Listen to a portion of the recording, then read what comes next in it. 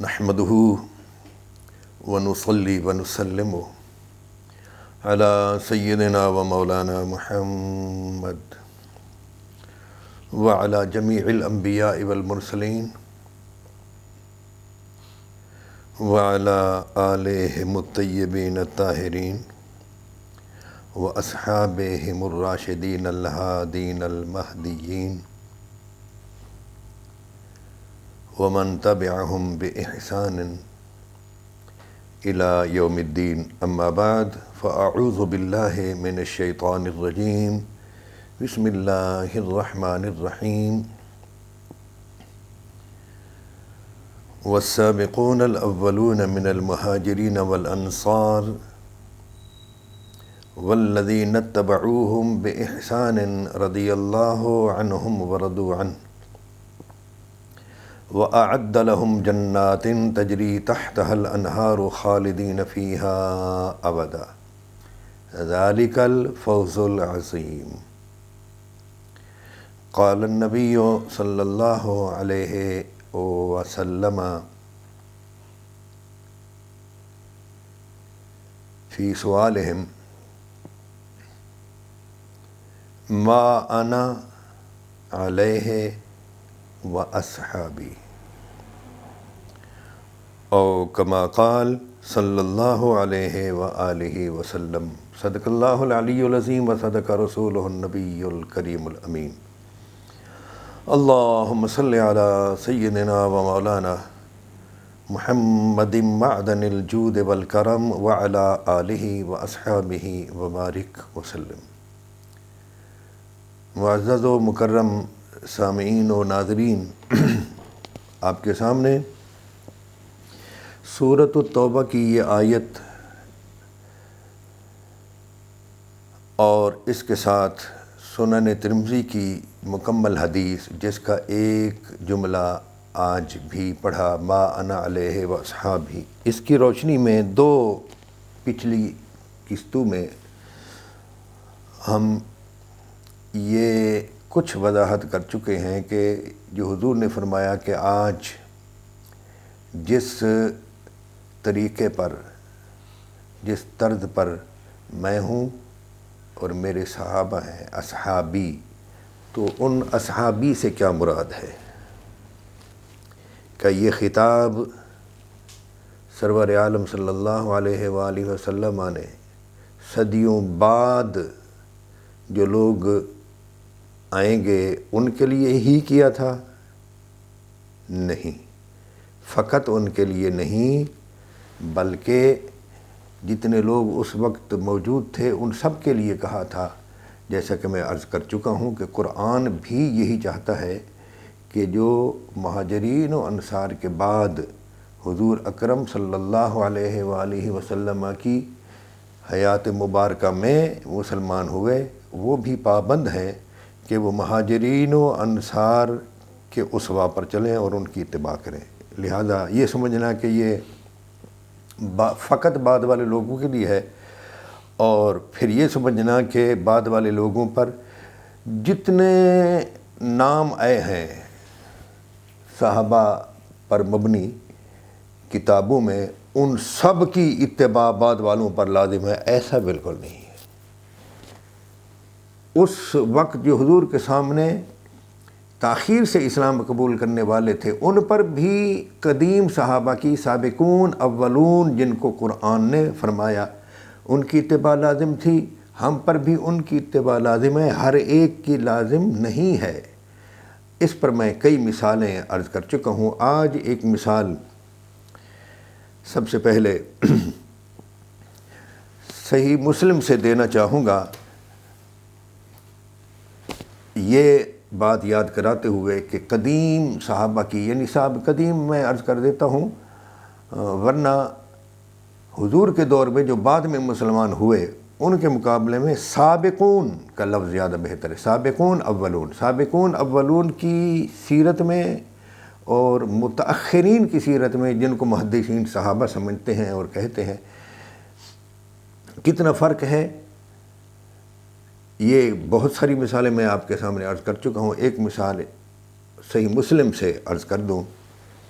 سیدنا یہ صحیح مسلم ہے، دارالسلام ریاض کی چھپی ہوئی، اور اس کی کتاب الامارہ میں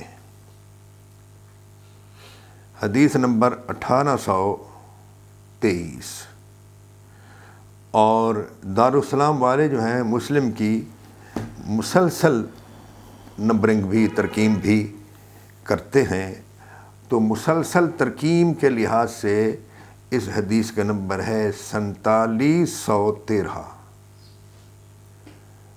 اور کتاب کے حوالے سے جو کہ مسلم کے دوسرے نسخے ہیں، ان نسخوں کے مطابق ہے 1823۔ اس میں ہے کہ حضرت ابن عمر رضی اللہ تعالی عنہما بیان کرتے ہیں کہ میں اپنے ابا کے ہاں آیا جب وہ آخری وقت میں تھے، یا یہ ہے کہ حین اصیبا، جب ان پر حملہ ہوا، بہتر یہی ہے کہ جب ان پر حملہ ہوا تو لوگ ان کی تعریف کر رہے تھے ان کے سامنے، اور کہہ رہے تھے آپ نے بڑا اچھا وقت گزارا ہے، خلافت آپ کی بہت اچھی تھی، جزاک اللہ خیرہ، اللہ تعالیٰ اس پر آپ کو جزائے خیر عطا فرمائے۔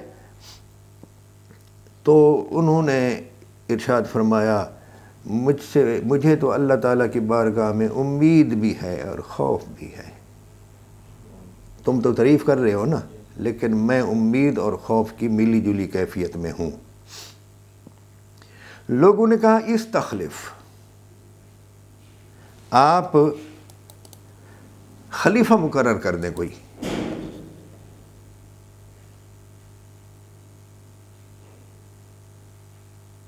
توجہ ہے، استخلف، خلیفہ مقرر فرما دیں۔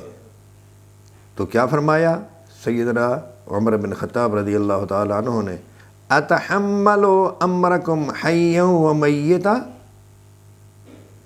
کیا میں تمہارے اس معاملے کا بوجھ جو ہے زندگی میں بھی اٹھاؤں اور بعد از وفات بھی اٹھاؤں؟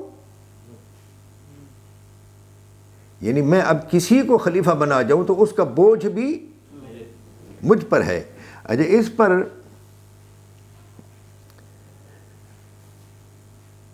امام ابو عوانہ جو ہے نا، انہوں نے تو باب ہی ایسا قائم کیا ہے جس کا معنی یہ ہے کہ وہ باب کہ اگر کوئی شخص خلیفہ بناتا ہے، کسی کو خلیفہ منتخب کرتا ہے، تو بعد والے خلیفے سے جو غلطیاں ہوں گی، جو گناہ ہوں گے، جو مظالم ہوں گے، ان سب مظالم کا، گناہوں کا، جرائم کا مزہ اور عذاب وہ بھی چکھے گا، اور جس نے اس کو خلیفہ بنایا تھا اس پر بھی اتنا ہی ہوگا۔ مسند ابی عوانہ میں انہوں نے اس حدیث پر یہ باب قائم کر دیا ہے۔ تو کیا اتحمل امرکم حیا و میتا، میں تمہارا بوجھ زندگی میں بھی اٹھاؤں اور بعد از وصال بھی اٹھاؤں؟ اس کے بعد فرمایا اگر میں کسی کو خلیفہ مقرر کر دوں تو مجھ سے بہتر شخص نے مقرر کیا تھا، اور اگر میں خلیفہ مقرر نہ کروں تو مجھ سے بہتر ہستی نے خلیفہ مقرر نہیں کیا تھا۔ اب ان کا اشارہ کیا تھا؟ جس نے خلیفہ مقرر کیا تھا تو وہ حضرت سیدنا ابوبکر صدیق رضی اللہ تعالیٰ عنہ کی طرف اشارہ ہے، اور جنہوں نے خلیفہ مقرر نہیں فرمایا تھا وہ رسول اللہ صلی اللہ علیہ وآلہ وسلم کی طرف اشارہ ہے۔ لیکن سیدنا فاروق اعظم رضی اللہ تعالیٰ عنہ نے یہ حضرت ابو بکر کی طرف جو قول کیا ہے وہ اس لیے کیا ہے کہ انہوں نے فقط ان کا نام لیا تھا، اپنی ایک رائے حضرت عمر رضی اللہ تعالیٰ عنہ کے لیے شامل کی تھی۔ ایسا نہیں ہے کہ انہوں نے مشورہ نہیں کیا تھا، دوسرے لوگوں کو بلایا نہیں تھا اور فقط اپنے حکم اور آرڈر جاری کر دیا تھا بس میرے بعد عمر ہے، ایسا نہیں ہوا، یہ یاد رکھنا۔ اس کی میں نے بہت زیادہ توضیح اور تحقیق اپنی کتاب الحادیث الموضوعہ فی فضائل معاویہ میں کی ہے، آپ دیکھ سکتے ہیں۔ تمام علماء جو ہیں انہوں نے کہا کہ وہ تو ہر گھر میں گئے، عورتوں تک پوچھا کس کو بنایا جائے، اور آخر میں انہوں نے یہ چاہا، اپنی خواہش کا اظہار کیا کہ اگر حضرت عمر کو بنا دیا جائے جی تو میری رائے بھی اس کے بارے میں ہے۔ تو لوگوں نے آپ کی رائے کی قدر کی، اور واقعی حضرت سیدنا عمر بن خطاب رضی اللہ تعالیٰ عنہ نے اپنی خلافت کو بہترین چلایا اور سنبھالا۔ تو یہ اس طرف اشارہ ہے، مطلقاً فقط حضرت ابو بکر رضی اللہ تعالیٰ عنہ کے ارشاد سے نہیں بنے، مشورہ شامل تھا، دوسروں کا مشورہ شامل تھا، یہ یاد رکھنا چاہیے۔ جو لوگ، بعض لوگ جو ہے نا لکھ دیتے ہیں، بیان کر دیتے ہیں کہ بھائی فلاں نے اگر اپنے بیٹے کو بنا دیا تو حضرت ابو بکر نے بھی تو بنایا تھا، وہ غلط کہتے ہیں۔ اب آئیے ذرا سنیے، یہ میں فرق بیان کر رہا ہوں کہ سابقون کی سیرت پر چلنا ہے یا بعد والوں کی سیرت پر، یہ فیصلہ قارئین پر ہے، سامعین پر ہے، ناظرین پر ہے۔ اس سلسلے میں ایک حدیث پاک ہے جس کو امام ہیثمی نے، حافظ نور الدین ہیثمی نے صحیح کہا ہے کہ اس کے رجال صحیح ہیں، لمبی حدیث ہے، اور اس کے راوی ہیں حضرت محمد بن سیرین، اور وہ بیان کرتے ہیں کہ حضرت عمرو بن حزم انصاری یہ صحابی ہیں، عمرو بن حزم انصاری رضی اللہ تعالیٰ عنہ، جب یزید بن معاویہ بن ابی سفیان کو خلیفہ نہیں بلکہ ولی عہد بنایا جا رہا تھا، کیا ولی عہد جب اسے بنایا جا رہا تھا، یعنی کئی سال پہلے بنایا تھا،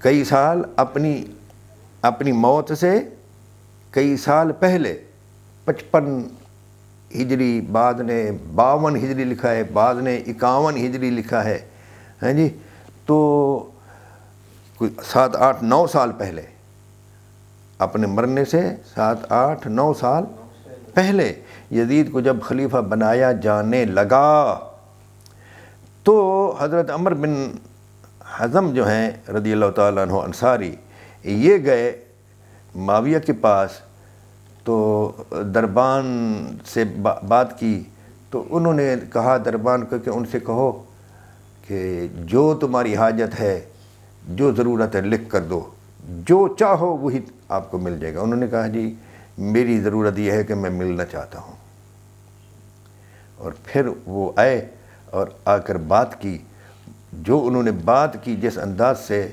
تو ان کا جو ہے سانس تک رک گیا، یہ بالکل گم سم ہو کر بیٹھ گئے، اور اس کے بعد سر اٹھایا اور اپنے چہرے سے پسینہ صاف کیا، اور پھر کہنے لگے یار تو نے کہا کہ میں نہ بناؤں، یہ ہے لوگوں پر چھوڑ دوں فلاں، بات یہ ہے انہو لم یبقى الا ابنی و ابناؤہم و ابنی احق من ابنائہم، بات یہ ہے کہ اب کوئی باقی نہیں رہا ما سوا میرے بیٹے کے اور ان کے، یعنی صحابہ کرام رضی اللہ تعالیٰ عنہم کے بیٹوں کے، یا ان کے بیٹے ہیں یا پھر میرا بیٹا ہے، وَإِبْنِي أَحَقُّ مِنْ أَبْنَائِهِمْ، اور میرا بیٹا ان کے بیٹوں سے زیادہ حقدار ہے۔ حضرت عمر رضی اللہ تعالیٰ عنہ کی سیرت آپ نے سن لی، ان کو لوگوں نے کہا کہ آپ بنا لیں، ان کو کئی لوگوں نے کہا، مشورہ دیا کہ آپ کسی کو خلیفہ بنا دیں، یہ بھی نہیں کہا بیٹے کو بنا لیں، انہوں نے بیٹے کو تو کیا کسی اور کو بھی نام نہیں، اور یہ بھی یاد رکھنا وہ کہتے تھے کہ میں یہ چاہتا ہوں کہ میرے بعد سیدنا علی المرتضیٰ رضی اللہ تعالیٰ عنہ کو یہ لوگ بنا لیں تو بہت ہی اچھا ہو، اس کی گردن پر تلوار بھی رکھی ہوگی تب بھی وہ انہیں صراط مستقیم پر چلائے گا۔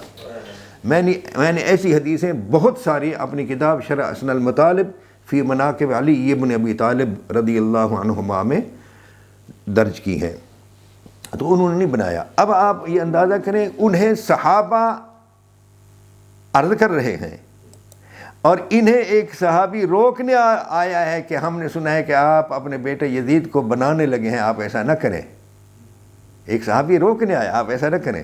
ان کو کہا گیا کہ آپ کسی کو بنائیں تو انہوں نے کہا میں نہیں بناتا. اچھا یہ بھی یاد رکھیں مولا علی رضی اللہ تعالیٰ عنہ وہ بھی فاروق اعظم قدیم صحابی ہیں نا, تو مولا علی بھی تو قدیم صحابی ہیں, اور مولا علی ان سے 6 سال پہلے مسلمان ہوئے ہیں. مولا علی کا اسلام جو ہے وہ سیدنا ابوبکر صدیق رضی اللہ تعالیٰ عنہ سے بھی کچھ سال نہیں, کچھ ماہ یا کچھ ایام, ایک آدھ ماہ یا کچھ ایام وہ سیدنا ابوبکر صدیق رضی اللہ تعالیٰ عنہ سے بھی پہلے ہیں. یعنی وہ پہلے مذکر انسان ہیں جو حضور پر اسلام لائے. اور سیدہ خدیجہ الکبریٰ رضی اللہ تعالیٰ عنہا کے ساتھ ملایا جائے تو پھر وہ تیسرے مسلمان ہیں. حضور پہلے, دوسرے سیدہ خدیجہ, تیسرے مولا علی. ہاں یہ یاد رکھنا. مولا علی کی بھی سنیں, مسند احمد میں ہے کہ انہیں کہا گیا کہ آپ پر حملہ ہو گیا ہے تو آپ کسی کو خلیفت بنا دیں. انہوں نے فرمایا نہیں. تو لوگوں نے کہا کہ اگر آپ نہیں بنائیں گے تو ایک بکری کا چرواہا جو ہے نا وہ بھی کسی کو مقرر کر کے جاتا ہے, تو آپ لوگوں پر کسی کو مقرر نہیں کرتے, کیا جواب دیں گے؟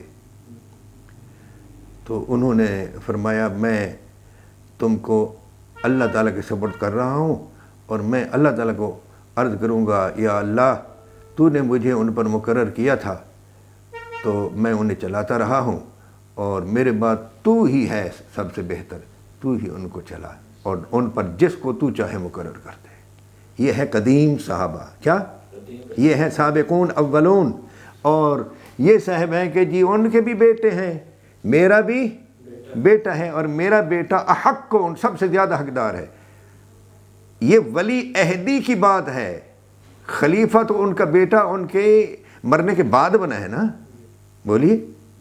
تو یہ ولی عہدی کئی سال پہلے ہوئی, تو کئی سال جو ولی عہدی ہوئی پہلے, تو اس وقت پتہ ہے کون کون تھے حیات؟ حضرت عبد الرحمن بن ابی بکر, حضرت ابو بکر کے بیٹے, حضرت عبداللہ بن عمر وہ تو یزید کے خلیفہ بن جانے کے وقت بھی تھے, سیدنا عباس بن عبد المطلب کے بیٹے عبداللہ بن عباس, وہ عبداللہ بن عباس جن کے بارے میں جبریل امین نے کہا تھا کہ یہ آپ کی امت میں قرآن کا بہترین مفسر ہے. وہ عبداللہ بن عباس رضی اللہ تعالیٰ عنہما جن کے بارے میں حضور نے فرمایا تھا کہ اے اللہ اسے دین کی سمجھ دے اور قرآن کی تفسیر سکھا دے, تعویل اور تفسیر سکھا دے. وہ عبداللہ ابن عباس وہ بھی حیات تھے. حضرت سیدنا ابو ہریرہ بھی حیات تھے, یہ یاد رکھنا چاہیے. تو اتنے, اور بھی عرض کروں, سیدنا امام عالی مقام امام حسین علیہ السلام بھی حیات تھے. تو اس کا بیٹا جو ہے یہ امام حسین سے افضل ہے, زیادہ حقدار ہے. اس کا بیٹا سیدنا عبداللہ بن عباس سے زیادہ حقدار ہے. حق کو من ابنائہم کہہ رہا ہے. بولیے, یہ فرق ہے. یہ جو ملا لوگ کہتے ہیں جی ما انا علیہ و اصحابی, بس جس پر میں اور میرے صحابہ ہیں, ایسا نہیں ہے. اصحابی سے مراد سابقون اولون ہے, سب نہیں ہے. آپ کو میں نے عرض کیا تھا نا کہ حضرت خالد بن ولید رضی اللہ تعالیٰ عنہ کو حضور نے مخاطب کر کے فرمایا کہ میرے صحابہ کو برا نہ کہا کرو. یہ خالد بن ولید وہ ہیں جن کو حضور اکرم صلی اللہ علیہ وسلم نے ناس کہا. کیا کہا؟ جن لوگوں کو ناس کہا ان میں یہ بھی شامل ہیں. اور فتح مکہ کے بعد جو لوگ مسلمان ہوئے ان کو طلقاء کہا.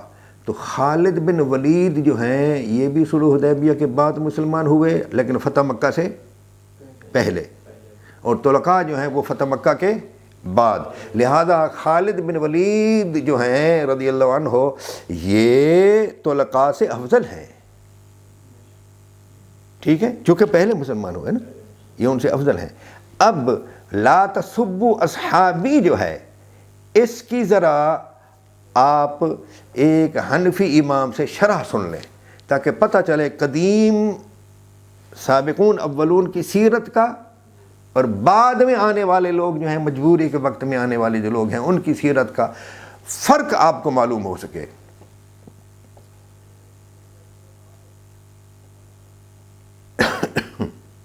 یہ کتاب ہے جی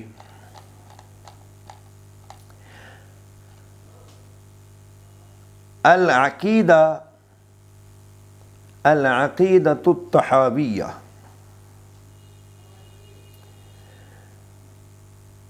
اس کی شرح کی ہے شرح العقیدۃ الطحاویہ امام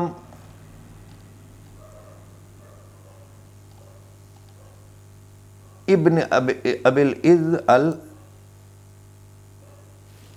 الحنفی نے، امام قاضی علی بن محمد بن ابی العز الدمشقی الحنفی، جن کی وفات ہوئی 792 ہجری میں، اور یہ کتاب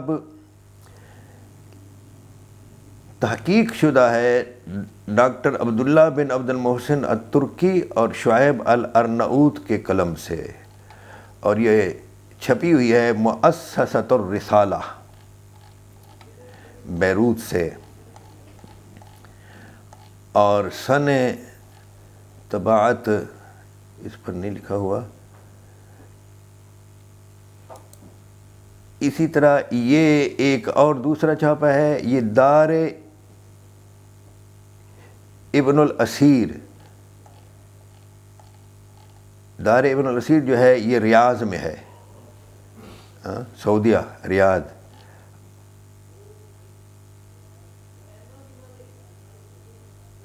اس کا نام ہے التعلیقات البازیہ علی شرح الطحاویہ۔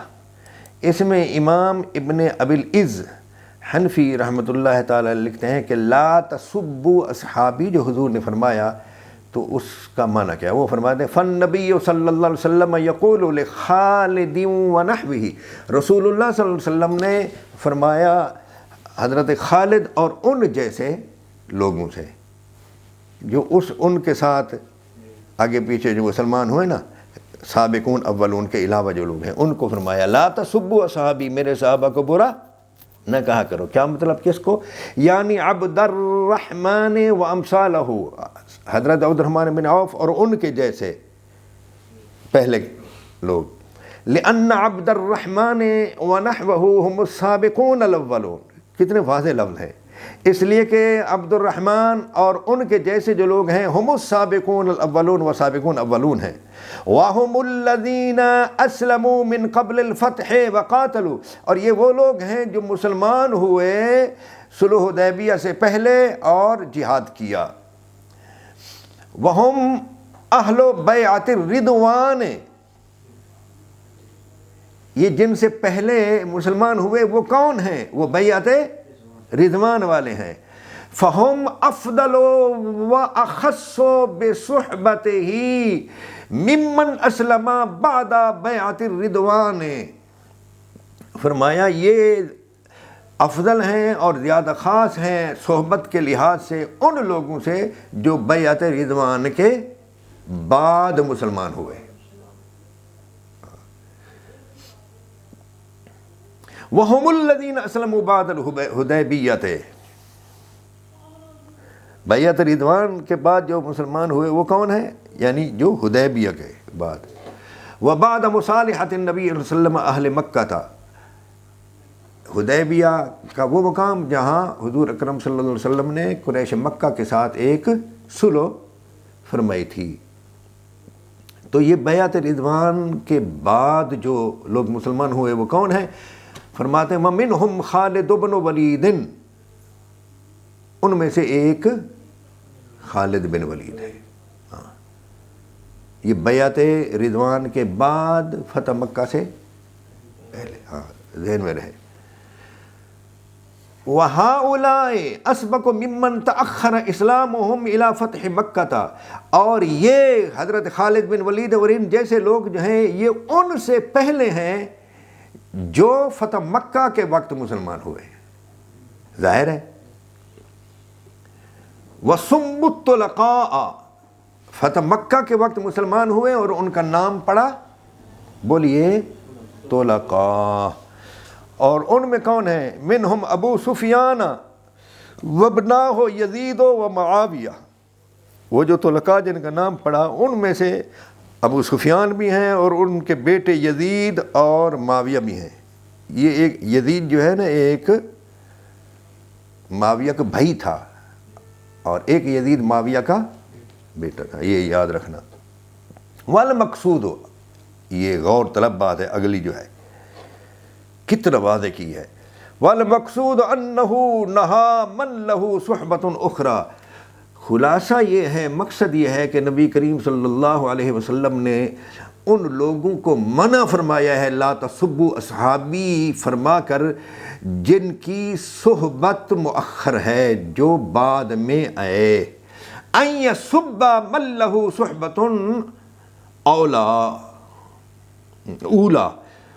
کہ وہ ان کو برا کہیں جن کی صحبت پہلے ہے۔ یعنی حضور نے منع کیا ہے بعد میں آنے والے لوگوں کو جنہوں نے کم صحبت حاصل کی کہ وہ برا کہیں ان کو جو پہلے صحابی ہیں، سابقین ہیں۔ لِامْتِيَاذِهِمْ عَنْهُمْ مِنَ الصُّحْبَةِ، اس لیے کہ یہ جو بعد والے ہیں یہ پہلے والوں کے ساتھ شامل نہیں رہ سکتے، اور ان کا ان کے ساتھ شامل ہونا بما لا يمكن ان يشركوهم فی، ممکن ہی نہیں کہ یہ ان کی فضیلت میں شامل ہو سکے، ممکن ہی نہیں۔ تو یہ ہے سابقین کا اور متأخرین کا فرق۔